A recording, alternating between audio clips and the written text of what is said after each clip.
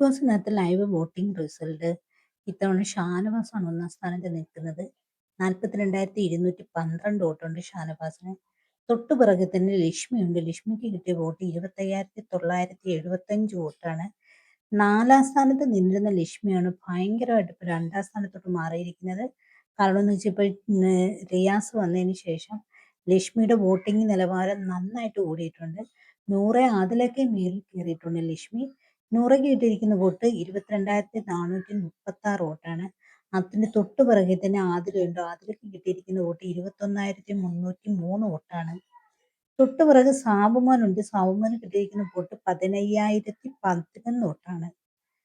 സാബുമോനൊക്കെ അതിനകത്ത് ഒന്നും കാണിക്കുന്നില്ല, പക്ഷെ വോട്ട് നല്ല രീതിയിലുണ്ട്.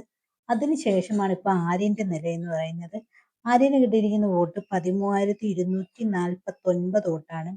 അത് കഴിഞ്ഞാണ് നിവിന്റെ സ്ഥാനമാണുള്ളത്. നിവിന് കിട്ടിയിരിക്കുന്ന വോട്ട് 11,928. തൊട്ടു പിറകിനാണ് ബിന്നി ഉള്ളത്. ബിന്നി 11,330 വോട്ടാണുള്ളത്. ഏറ്റവും അവസാനം റെനയാണുള്ളത്. 11,091 വോട്ടാണുള്ളത്.